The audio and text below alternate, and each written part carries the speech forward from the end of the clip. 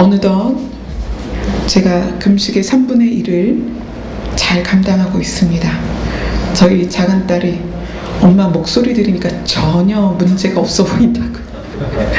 그치? 저희 딸이 엄마 목소리 들으니까 씩씩해서 너무 좋다고. 네, 아주 잘하고 있습니다. 배가 위하고 장이 마비가 됐나 봐요. 주님이 아예 마비를 시켰나 봐요. 배고픈 걸 못 느껴요. 속 쓰린 것도 없고 배고픈 것도 없고, 단지 이제 계속 물이 들어가니까 뱃속에서 그 소리, 꼬르륵 꼬르륵 소리는 계속 나는데, 저도 놀랬습니다. 저 일주일 금식이 최장이고요. 그리고 그냥 뭐 하루 12시간 금식 그걸로는 뭐 몇 달도 했고요. 근데 그런 거 말고 그냥 올 금식으로 장기 금식은 처음인데, 나중에 명령을 또 하실지는 모르겠지만 또 하시면 할 수 있을 것 같아요. 이제 자, 본문 1절부터 6절까지 같이 읽겠습니다. 그러므로 주 안에서 갇힌 내가 너희를 권하노니 너희가 부르심을 받은 일에 합당하게 행하여 모든 겸손과 온유로 하고 오래 참음으로 사랑 가운데서 서로 용납하고 평안에 매는 줄로 성령이 하나 되게 하신 것을 힘써 지키라. 몸이 하나요 성령도 한 분이시니 이와 같이 너희가 부르심의 한 소망 안에서 부르심을 받았느니라. 주도 한 분이시요 믿음도 하나요 세례도 하나요 하나님도 한 분이시니 곧 만유의 아버지시라.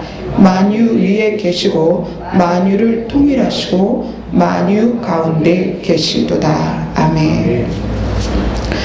오늘 말씀의 제목은 성령이 하나 되게 하신 것을 힘써 지키라, 이 말씀을 보도록 하겠습니다. 본문에서 우리가 알아야 될, 이제 성령이 하나 되게 하신 것을 힘써 지키라, 열심히 지키라, 삶에서 지키라, 너무 쉬운 내용이죠. 그럼 이 내용을 이제 하나하나 보면서 이게 정말 쉬운가? 이렇게 성령께서 하나 되게 우리를 하셨는데 하나 되게 하신 것을 지키는 것이 쉬운가? 여러분이 설교 마무리쯤 가서는 그것이 얼마나 어려운 줄을 알게 되실 겁니다. 2절에 이렇게 이야기합니다. 모든 겸손과 온유로 하라. 성령께서 우리를 하나 되게 하신 것의 실천 방안으로서 겸손이라는 말을 합니다. 겸손이라는 말은 우리가 너무 잘 알죠. 어떤 내용이죠? 나를 낮추어서, 나를 낮추고 상대방을 인정하고 높이고. 그런데 이 겸손이 진짜냐? 우리 예배 끝나면 다 이렇게 인사하고 감사합니다, 은혜 받았습니다, 사랑합니다, 보고 싶었어요, 오늘따라 더 예뻐 보이시네요, 많이 그러잖아요, 교회 안에. 근데 이상하게 교회가 크면 클수록 그런 인사들이 어쩔 때는 굉장히 가식적이다라고 느낄 때가 있어요. 그죠? 누구를 칭찬하거나 누구에게 머리 숙이는 것이 가식적이다라고 느낄 때가 있습니다. 겸손하고 반대되는 개념이 있습니다. 뭐냐면 비굴함과 야비함이에요. 비굴한 사람도 고개를 아주 잘 숙입니다. 야비한 사람도 칭찬을 아주 잘해요. 그래서 겉모양으로는 알 수가 없습니다. 사기치는 사람이 고개 빳빳이 들고 협박하면서 사기치지 않아요. 친절하고 칭찬하고 늘 고개 숙이면서 뒤에서 사기치죠. 과연 우리는 겸손한 것, 비굴한 것, 야비한 것을 어떻게 구분할 것이냐? 비굴하고 야비한 것은 그 마음 안에 의도가 있습니다. 의도. 어떤 의도? 내가 이익을 좀 보고자 하는, 또 내가 저 사람에게 어떤 것을 행하고자 할 때 그 행하고자 하는 것을 수월하게 하기 위해서, 그래서 의도를 가지고 친절을 베풀고 그 사람 앞에 머리를 조아려요. 이건 비굴하고 아주 야비한 것입니다. 그런데 성경은 겸손하라는 거예요. 자신을 낮추고 상대방을 인정하고 높이되 어떤 마음으로 하냐면 욕심이 없는 마음으로 하라는 거예요. 그게 진짜 겸손입니다. 그래서 진짜 겸손한 사람과 비굴하고 야비한 사람의 차이가 뭐냐면, 진짜 겸손한 사람은 약한 자에게 약해요. 진짜 겸손한 사람은 강한 자에게 강해요. 약한 자에게 약합니다. 그러나 비굴하고 야비한 사람은 강한 자에게 약해요. 그리고 뒤돌아서서 나보다 약한 자를 만나면 대번에 강해집니다. 또 겸손과 비굴함, 야비함을 구분하는 게 이런 게 있어요. 평상시에 이 사람을 막 무시해. 사람들 모이면 이 사람 욕하고 막 이 사람에 대해서 안 좋게 이야기하고 아주 보기에도 티가 나게 틱틱거리고 눈으로 째려보고 어떤 눈? 흘기는 눈으로 바라본단 말이에요. 그러다가 비밀을 알았어. 이 사람이 한 100억대 재산가인 걸 알았어. 교회에서 맨날 제가 종이 가방에 쇼핑백에 성경책을 넣고 다녔더니 저보고 아니 이게 뭐냐, 사실은 백이 무거워서 쇼핑백에 넣고 다니는데, 우리가 눈으로 보이는 걸로 사람을 많이 판단합니다. 그죠? 근데 교회에 모이다 보면 그렇게 쉽게 좀 판단을 해요. 아, 저 사람은 저 정도 입었으면 어느 정도 살겠다, 뭐 이렇게 생각하는데, 정말 남루하고 누추해서 자기가 막 옆에도 올까봐 겁나가지고 옆에 꼭 가방 놓고 좀 장로님이나 권사님 오시면 가방 싹 치우고 앉으시라고 그러고 그랬는데, 나중에 알고 보니까 그 사람이 100억대 재산가야. 어떻게 변해요? 갑자기 오셨냐고, 오늘따라 얼굴빛이 참 좋으시다고, 앉으시라고, 오늘 저하고 교회에서 식사합시다. 이게 뭐예요? 사람이 사람을 대하는데 그 안에 목적을 가지고 있다면 그것은 절대 겸손할 수 없는 거예요. 그래서 오늘 성령이 하나 되게 하신 거, 그러니까 공동체 안에서, 그 다음 더 작은 단위로 가면 가정 안에서 가족이 하나 되게 하신 것을 지킬 때의 첫 번째 요건이 겸손이라는 거예요. 나보다 배우자를, 자녀를, 부모를 더 귀히 여기는 것. 부모님이 물려줄 재산이 100억이면 어때요? 부모님 자식들이 어떻게 대하겠어요? 얼마나 잘 대하겠어요? 근데 알고 보니까 그 아버지가 유서를 썼어. 이 모든 재산을 복지기관에 증여하겠음. 그 다음부터 제 자녀들 태도가 어때요? 이제 발길이 뜸하죠? 선물도 작아지고 전화도 안 하죠? 우리 안에 사람을 대하는데 목적이 있으면 절대로 성령이 하나 되게 하심을 쫓아갈 수 없습니다. 자, 그 다음에 두 번째 요건으로 온유라고 이야기를 합니다. 겸손과 온유. 온유는 뭐냐면 성격과 태도가 부드러운 거예요. 온순하고 부드러운 것. 이제 온순하다, 이거는 이제 어질고 순하다. 그럼 어진 건 뭐냐? 어진 건 마음이 너그러운 것. 마음이 너그럽고 착한 것. 근데 이 어진 것은 이제 나중에 조금 더 들어가 보면은 슬기롭고 행동하는 거에 덕이 많은 사람이에요. 근데 하나님께서 성령이 하나 되게 하신 것을 지키기 위해서 너희의 성품이 문제다라는 거예요. 너희들 좀 더 부드러워야 돼. 너희가 좀 더 순했으면 좋겠어. 너희들이 거칠은 거를 좀 제하여 줬으면 좋겠어. 좀 온유하자. 너희가 성격이나 이제 태도라고 얘기를 하는데, 이 태도가 이제 사람을 대하는 거죠.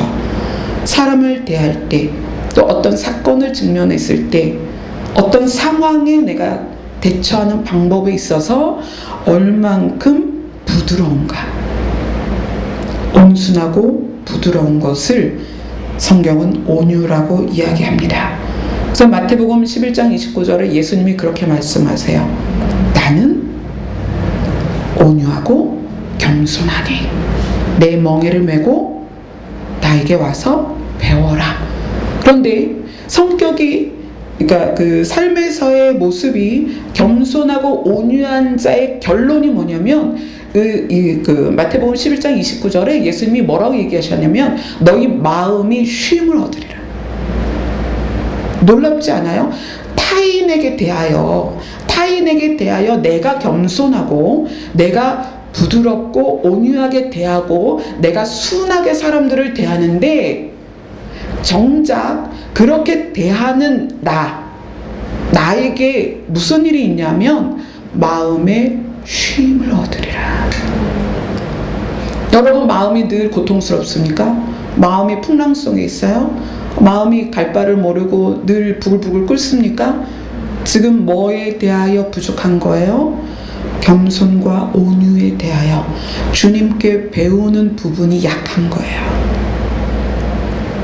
이건 굉장히 중요한 것입니다. 예수님께서 나에게 와서 평안을 얻으라 그러셨거든요. 즉 그 얘기예요. 예수님께 와서 온유와 겸손을 배우면 그 결과로 너희 마음이 쉬게 된다. 마음이 평안하게 된다.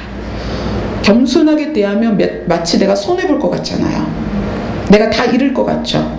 순한 사람들 이 시대 살면서 다 사기당하고, 그렇죠? 뭔가 경쟁에서 뒤질 것 같고, 그렇죠? 그럼에도 불구하고 하나님은 성경을 통해서 뭐라고 말씀하시냐면 마음의 쉼을 얻을 것이다. 세상이 다 뒤집어져도 온유하고 겸손한 자는 마음이 평안할 것이다. 놀랍지 않습니까? 우리가 이거 원하지 않아요? 여러분 마음이 편한 걸 좋아하잖아요. 돈 100억이 있어도 자살한단 말이에요. 뭐예요? 마음이 지옥이니까 그래요. 근데 그 마음의 쉼을 얻는 비결이 예수 그리스도의 온유와 겸손을 배워라. 근데 오늘 무슨 말씀을 하시냐면, 성령이 하나 되게 하신 가정과 공동체를 지키는 행동 지침에 있어서 두 가지가 뭐냐면 겸손과 온유라는 거예요. 사람을 목적으로 대하지 말라는 거예요. 절대로 사람을 목적으로 대하지 말라는 거예요. 사람을 목적으로 대하게 되면 그때부터 비굴해지고 야비해집니다. 강한 자에게 고개를 숙이고 약한 자에게 눈을 흘기는 그런 사람이 된다는 얘기예요. 그리고 나서 세 번째, 오래 참음으로 이렇게 이야기하죠. 이 오래 참음이 사랑의 속성 가운데 있습니다. 그래서 오래 참음으로 사랑 가운데서 서로 용납하고 이렇게 얘기해요. 오래 참음은 부글부글 끓는데 이거를 처음에 기왓장 2개로 누르고 그 다음에 기왓장 한 5개로 누르고 기왓장 10개로 누르다 어느 날 폭발하는, 그게 아닙니다. 오래 참음은 기꺼이 참아주는 거예요. 나도 연약했었어. 나도 연약했었어. 내가 너를 이해해. 하지만 그래도 너 이거는 바뀌어야 돼. 바뀔 때까지 내가 기다려줄게. 이러면서 오래 참는 거예요. 근데 그 오래 참는 것에 대해서 이렇게 얘기하십니다. 오래 참으면서 사랑 가운데 있을 때 뭐가 되냐면 용납한다. 용납이 뭐예요? 너그러운 마음으로 남의 말이나 행동을 받아들여 주는 거예요. 그래, 네가 아직은 그 단어를 우리 삶 가운데 갖고 있는 거예요. 네가 아직은 어리니까. 그래, 네가 아직은 하나님의 은혜를 더 깊이 알면 네가 그렇게 행동하진 않을 거야. 그렇지만 내가 너를 이해해. 용납이 뭐다? 다른 사람의 말과 행동을 받아들여주는 거다. 우리가 얼마나 그렇죠? 우리와 다른 의견, 우리와 다른 생각, 나와 좀 다른 방식 굉장히 싫어하죠. 못 받아주죠. 하지만 성경은 이렇게 이야기합니다. 너그러운 마음으로 남의 말이나 행동을 받아들여라. 그것이 용납이다. 자, 3절에는 평안에 매는 줄로 성령이 하나 되게 하신 것을 지키라. 그 평안에 매는 줄이 뭐냐면 성경에서 말하는 사랑의 띠입니다. 사랑의 띠로 우리가 하나가 되었습니다라고 고백하죠. 그 사랑의 띠는 근본이 누구세요? 예수 그리스도입니다. 예수 그리스도로 말미암아 얻은 평안이 그 평안 안에서 겸손, 온유, 오래 참음, 용납할 때 성령이 하나 되게 하신 것을 우리가 지킬 수 있습니다. 여러분 가정 끝까지 지키십시오. 여러분의 공동체를 지키십시오. 근데 그것을 지켜가는 요소들 중에 지금 살펴본 겸손, 온유, 오래 참음, 용납이 있다는 거예요. 힘써 지키라. 노력하라는 거예요. 저절로 되지 않습니다. 교회 공동체가, 가정이 저절로 세워지나요? 아니요. 각자가 힘써 지켜야 돼요. 서로 노력해야 돼요. 서로 받아들이면서 노력해야 됩니다. 이 본문을 조금 더 잘 이해하기 위해서 그 밑으로 쭉 내려가면 11절에 이렇게 이야기합니다. 11절, 12절을 같이 읽겠습니다. 시작. 그가 어떤 사람은 사도로, 어떤 사람은 선지자로, 어떤 사람은 복음 전하는 자로, 어떤 사람은 목사와 교사로 삼으셨으니 이는 성도를 온전하게 하여 봉사의 일을 하게 하며 그리스도의 몸을 세우려 하심이라. 아멘. 하나님께서 공동체를 하나 되게 하실 때 여러 가지 직분의 다양한 또 부르심의 다양한 모습들을 지금 적고 있습니다. 여기서 우리가 조금 다른 각도에서 보면 직분은 수직이 아닙니다. 반드시 이거 여러분 아셔야 됩니다. 목사, 장로, 권사, 안수집사, 집사, 또 요즘 뭐 권찰제도 하는 데도 있긴 있죠. 권찰, 평신도. 우리는 이렇게 수직적인 개념에서 배워왔습니다. 그러나 오늘 말씀은 그것이 아니다. 부르심의 다양성이다. 수직적인 관계가 아니고 수평적으로 다양한 것이다. 그런데 왜 이렇게 다양한 것을 주었는가? 성도를 온전하게 그리스도 안에서 제대로 세우기 위해서 봉사의 일을 하게 하려고 직분을 다양하게 준 것이다. 여러분이 신앙생활 하면서 직분에 대하여 수직적인 개념을 절대 갖지 마세요. 직분은 수직이 아닙니다. 수평적인 개념입니다. 왜? 성도를 온전하게 하여 봉사의 일을 하게 하기 위해서 성도를 온전하게 하려고 하는 거예요. 네. 이것이 우리 교회들마다 계급이 되어서 담임 목회자는 뭐 어떻게, 부교육자는 어떻게, 전도사 이제 들어왔지 쟤는 어떻게, 막 이런 식으로 보는 거 굉장히 위험합니다. 그런데 그렇게 다양한 부르심을 주신 이유는 그리스도의 몸을 세우려 하심인데 그리스도의 몸 안에서 성도가 하나 되는 것, 그리스도의 몸 안에서 성도가 하나 되는 것, 이것이 다양성의 목적이다. 그리스도의 몸 안에 누구는 발도 되고 팔도 되고 손가락도 되고 발가락도 되고 그러죠. 자, 그런데 그리스도의 몸을 세우기 위해서 다양하게 주셨는데 왜 우리에게 하나 되게 하라고 하시는가? 자, 성령이 하나 되게 하신 것을 힘써 지키라고 그랬는데 왜 하나 되기를 요구하시는가? 그걸 알아야 우리가 하나 되기를 힘써 지킬 거 아니에요. 왜 하나 되게 하셨는가? 13절에서 14절까지 같이 읽습니다. 시작. 우리가 다 하나님의 아들을 믿는 것과 아는 일에 하나가 되어 온전한 사람을 이루어 그리스도의 장성한 분량이 충만한 데까지 이르니 이는 우리가 이제부터 어린아이가 되지 아니하여 사람의 속임수와 간사한 유혹에 빠져 온갖 교훈의 풍조에 밀려 요동하지 않게 하려 함이라. 우리가 왜 열심히 하나 되게 하신 것을 이루어 가야 되느냐? 왜 힘써서 하나 돼야 되느냐? 그것은 요동치 않게 하려 함이라는 거예요.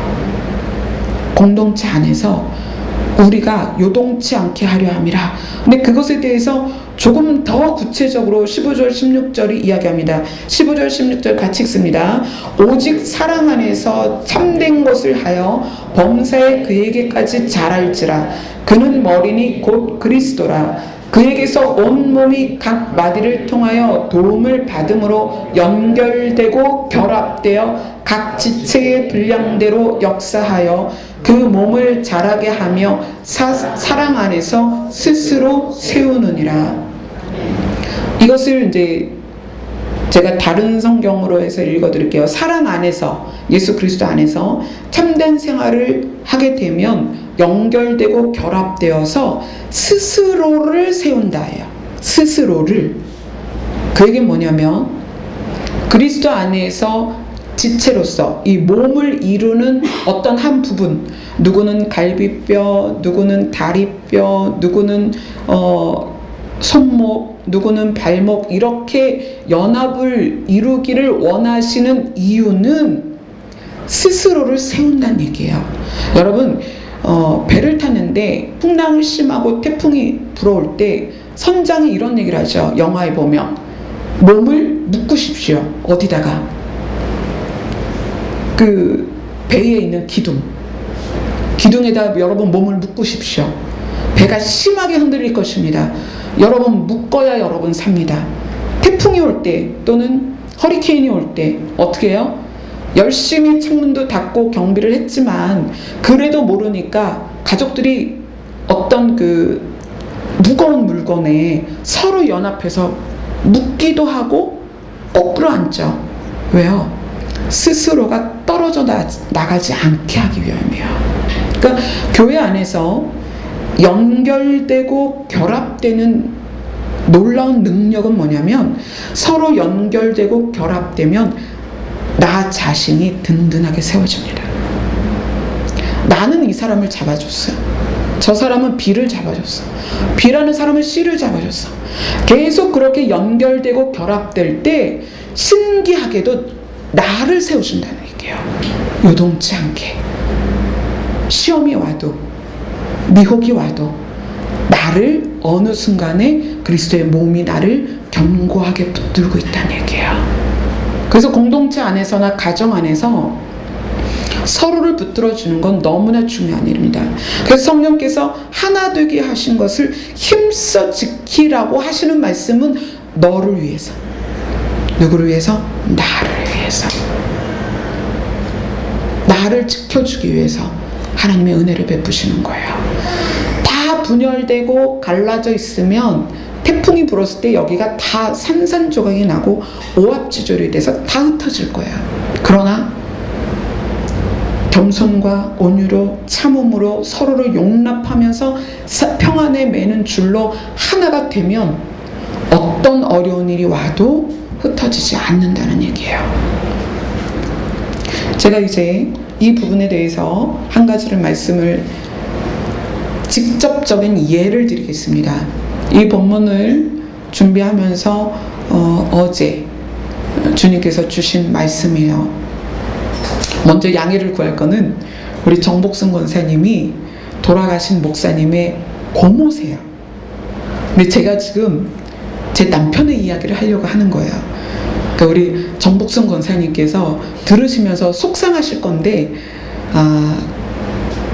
이 내용이 제가 나누는 내용이 이 본문을 명확하게 이해하게 할 수 있기 때문에 또 제가 금식 과정에서 어제 이 말씀을 저한테 주셨기 때문에 함께 나누도록 하겠습니다. 권사님 마음에 두지 마세요. 네.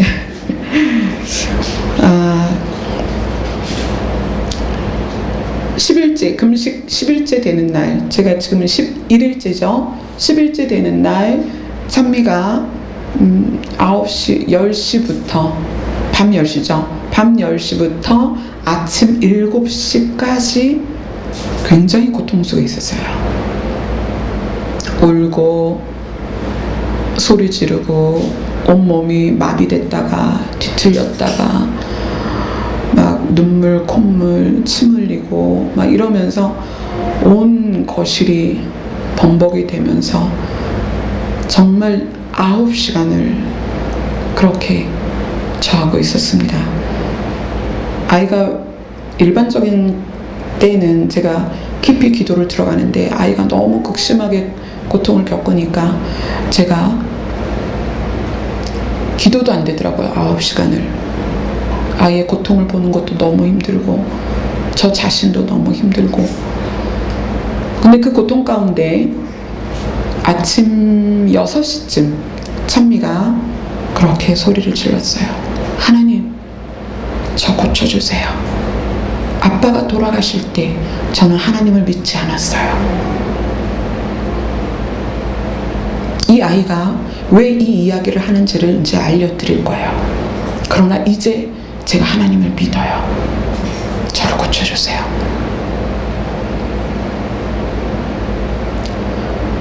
왜 찬미가 그렇게 얘기를 했을까요? 나는 아빠가 돌아가실 때 하나님을 믿지 않았어요. 그러나 이제 하나님을 믿어요. 저를 고쳐주세요. 그렇게 고백하고 오늘은 하루 종일 평안하게 잠을 잤어요. 정말 오랜만에 찬미가 깊은 잠을 자는 걸 저도 옆에서 지켜봤어요. 그런데 주님께서 그 아이가 그렇게 하나님께 고백하게 된 이유를 쭉 설명해 주시는 거예요. 찬미가 2015년 3월에 이제 어떤 분이 찬미한테 이야기를 한 거예요. 너는 왜 대학교 1월 달에 졸업했는데 취직을 안 하냐. 아빠도 아프시고 개척교육고 힘든데 너 빨리 돈 벌고 일해야 되지 않냐. 이런 얘기를 이제 아이한테 한 거예요. 근데 아이가 이미 완전히 더 부를 수 없는 풍선같이 마음의 병이 꽉 찬 상태에서 누군가가 그 얘기를 했을 때 마음이 터져버린 거예요. 그래서 그걸 주일날 듣고 올라가서 아이가 화장실에서 3시간을 울었대요. 저는 이제 교회에서 계속 오후까지 봉사를 하다 보니까 몰랐어요. 근데 작은 아이가 제가 집에로 올라갔는데 작은 아이가 그러는 거예요. 엄마, 언니가 화장실에서 3시간을 안 나와. 근데 3시간 동안 언니가 엉엉 울어. 왜? 나도 모르겠어. 그리고 찬미가 그날부터 정신줄을 놓았어요. 그렇게 충고하신 분은 그게 도움이 될 거라고 충고를 한 거예요. 그러나 이 아이는 터지기 직전의 풍선을 바늘로 찌른 상황이 된 거죠. 그러면서 그때 3월 달부터 정신이 온전하지 않게 됐어요.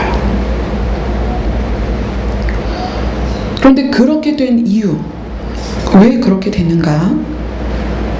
왜 그러냐면 찬미를 가졌을 때 사실 남편은 아이를 갖기를 원치 않았어요.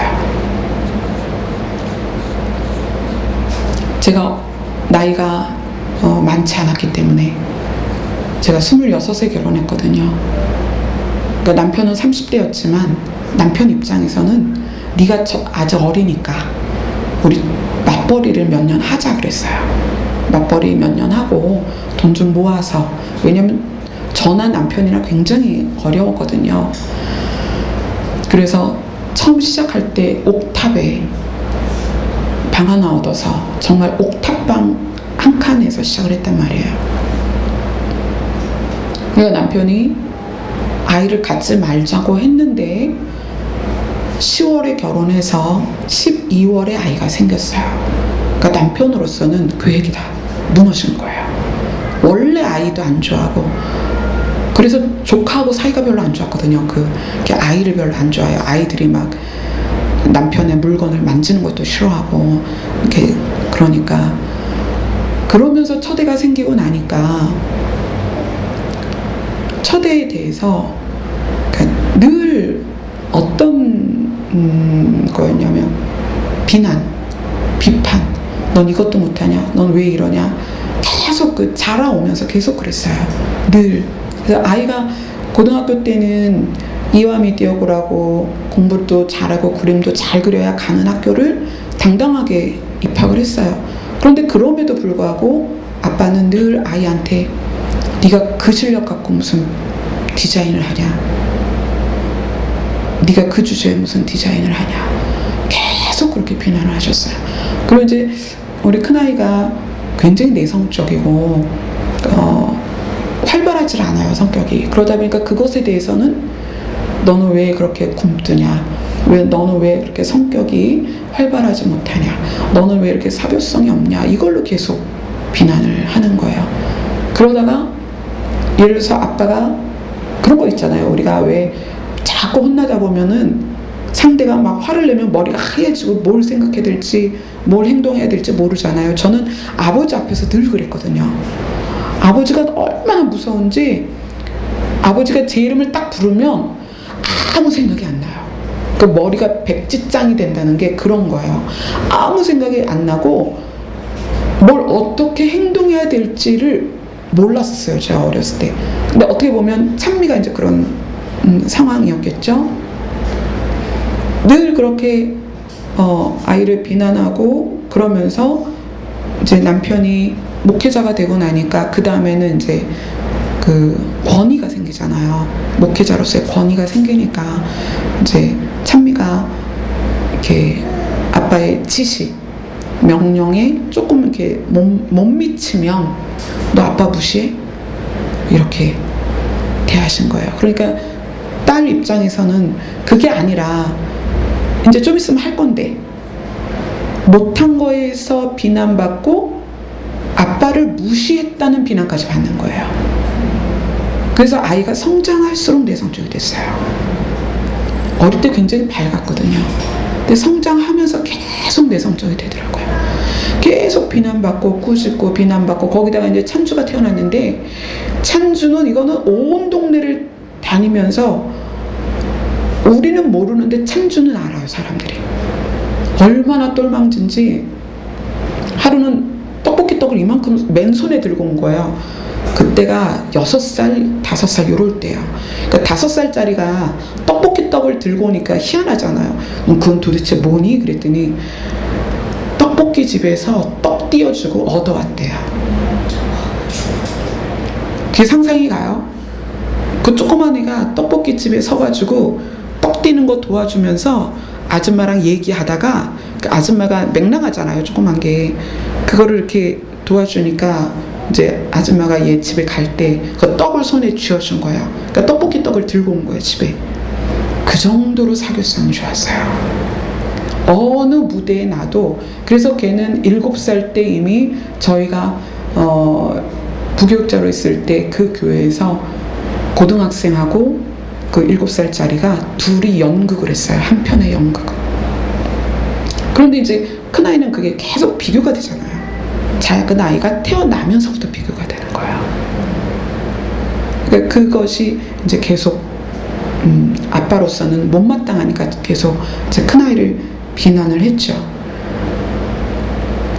이것이 이제 이 아이의 마음의 힘을 잃게 하고 자기가 누구인가, 나는 뭔가라는 것을 늘 고통 가운데 나를 나로 인정하고 싶지 않은 그런 상태가 된 거죠. 그런데 또 생각해 봅시다. 그렇게 한다고 다 그렇게 되는 건 아니에요. 그렇죠? 저도 저희 아버지 엄청 무서웠습니다. 저희 어머니, 아버지하고요, 저는 엄마 아빠랑 손잡고 놀러 다닌 기억이 없어요. 저희 어머니도 전혀 이렇게 사람을 살갑게 대하지 않으셨고요. 더군다나 자녀들에 대해서. 왜냐하면 아빠를 감당하기도 힘드셨으니까. 엄마는 그거예요. 우리를 사랑하지 않아서가 아니라 아빠를 감당하는 것만으로도 엄마 역할로는 최선인 거예요. 늘 아빠를 막아주는. 그러다 보니까 엄마나 아빠가, 저는요 엄마랑 아빠랑 뽀뽀한 적이 한 번도 없습니다. 50년 동안에. 그 정도예요. 그렇지만 그렇다고 다 찬미처럼 되는 건 아니잖아요. 그런데 그 전 단계를 또 하나님께서 보여주십니다.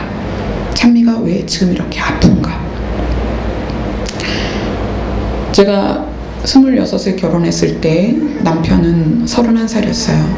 나이 차가 있다 보니까 저는 너무 세상 물정을 모르고, 그러다 보니까 이제 남편이 뭘 원하고 시키면 그대로 다 하는 그런 상황이었죠.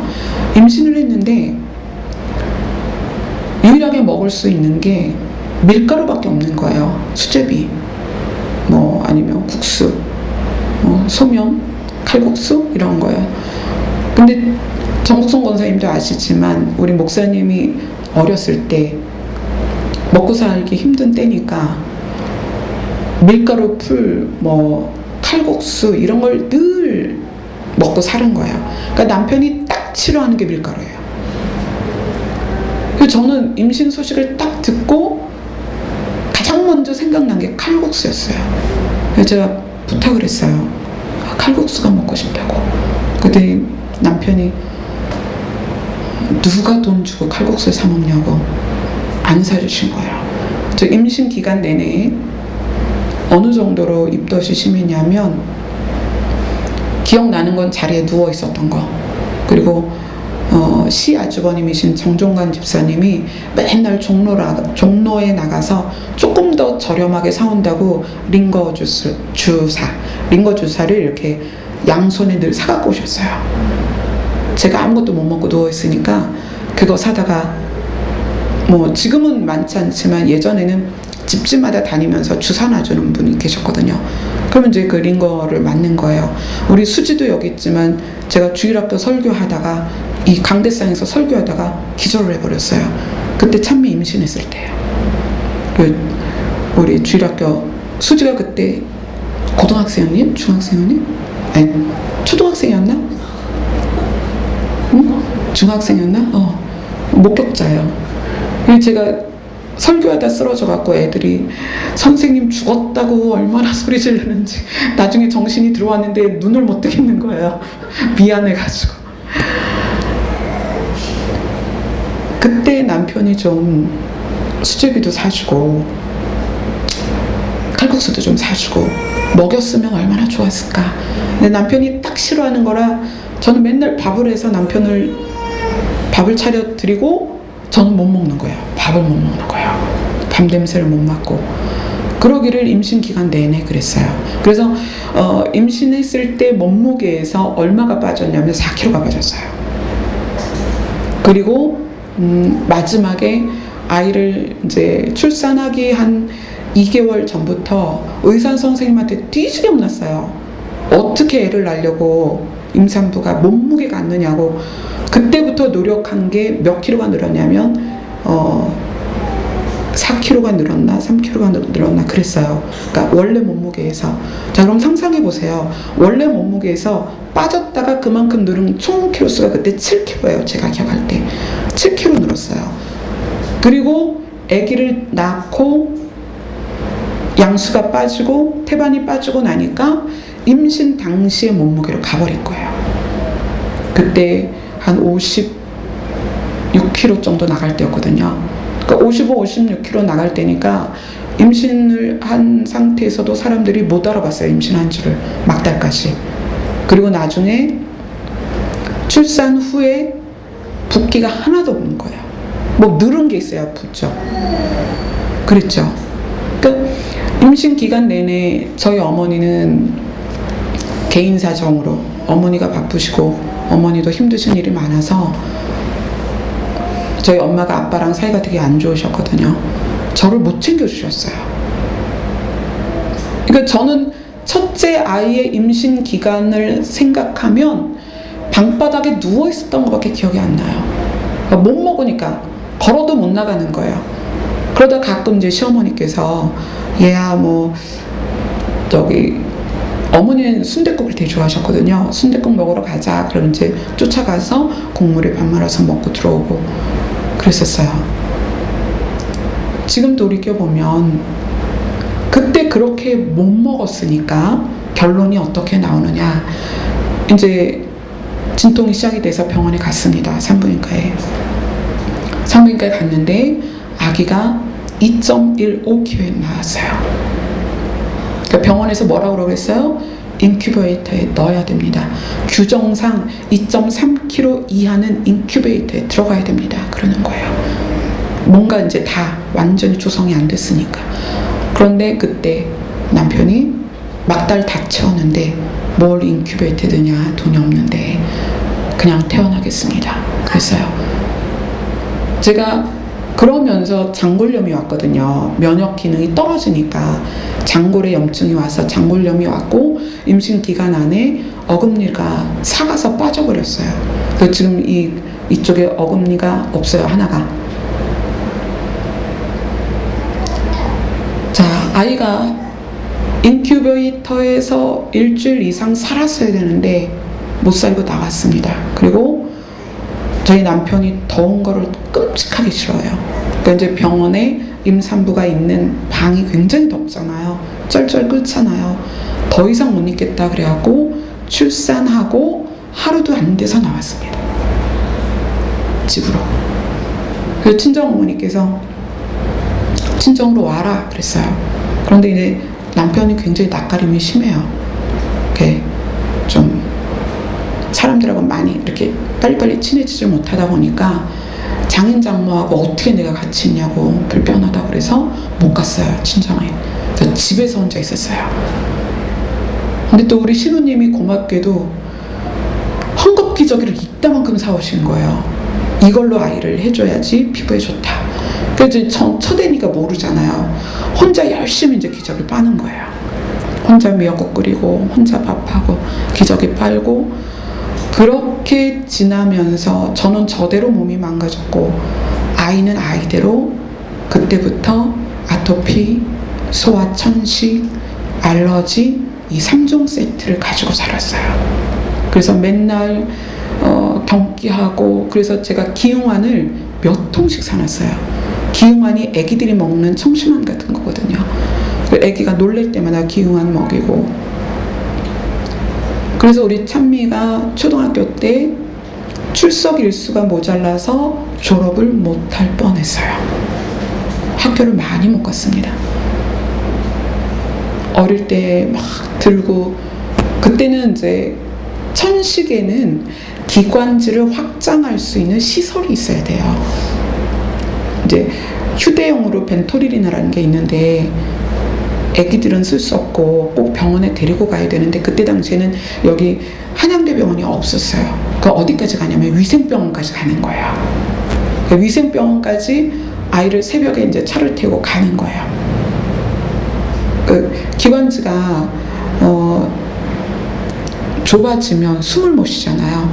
그러니까 이 숨을 쉬기 위해서 기관지를 넓혀야 되는데 이게 안 되니까 가슴이요. 실제로 이 가슴뼈가 부풀어요. 이렇게 올라와요, 아기가. 뭐 정신없죠. 택시 아무거나 잡아 타고 위생병원까지 가서 기관지 확장하는 이제 시설을 입에다 하고 아기를 그러기를 소아천식이 없어질 때까지 얼마나 많이 응급실에 가는지 몰라요. 약도 참 많이 먹었고요. 아토피 때문에 고생도 많이 했고요. 근데 다행히 청소년기를 들어오면서 소아천식이 위험한 거는 이게 성인 천식으로 됐을 때 굉장히 위험하거든요. 그런데 청소년기를 지나면서 아토피, 천식 다 없어졌어요. 그런데 이 아이가 이렇게 몸이 약하게 너무 오랜 세월을 산 거예요. 그러면서 마음도 약하고 정신도 약하고 그렇게 된 거죠. 좀 그거를 쭉 하나님께서 단계적으로 조명을 해주시는 거예요. 찬미의 일이 시작된 계기, 그 다음에 어떤 마음의 고통을 겪었는지, 왜 이 아이가 이런 마음의 고통을 겪어야 했는지의 원인, 아버지의 끝없는 비난, 그 다음에 그렇다고 해서 애들이 다 잘못되는 건 아니잖아요. 근데 이 아이가 왜 잘못됐는가? 몸이 너무 약했다는 거예요. 근데 왜 약했는가? 임신 기간에 제가 먹은 게 없어요. 오죽하면 여러분이 네이버로 쳐보면 94년도에 더위가 어떤지 나와요. 그때 당시에 뭐 70년 만의 더위인가 뭐 몇십 년 만의 더위라고 94년을 얘기했는데 그 94년 9월에 태어났어요. 근데 그 기간이 어떻겠어요? 그때 에어컨도 없는 때잖아요. 그냥 방바닥에 붙어있는 것밖에는 방법이 없었어요. 오죽하면 먹은 거는 없고, 그러니까 그 여름을 견디기 위해서 유일하게 이제 친정 아버지가 사다 주신 게 수박이에요. 그래서 제가 출산하러 가면서 남편한테 그렇게 얘기했어요. 우리 아이 나올 때 수박 씨 붙이고 나올 것 같다고. 먹은 게 수박밖에 없으니까. 그런 단계적인 조명을 쭉 받으면서 여러분, 그리스도 안에서 하나 되는 것, 성령이 하나 되게 하신 것을 왜 힘써 지키라 말씀을 하시냐면, 내가 나 하고 싶은 대로, 내가 하고 싶은 말을 하면서 내가 살고 싶은 대로 살면 누군가는 죽습니다. 여러분이 공동체 안에서 내가 하고 싶다고 뱉은 말이 누군가에게는 깊이 찌르는 창이 되고 칼이 돼요.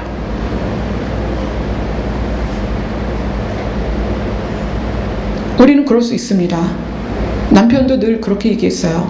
아이를 비난할 때마다 여보 제발 그러지 말라고, 이 아이 그렇게 하면 정말 마음의 상처가 크다고.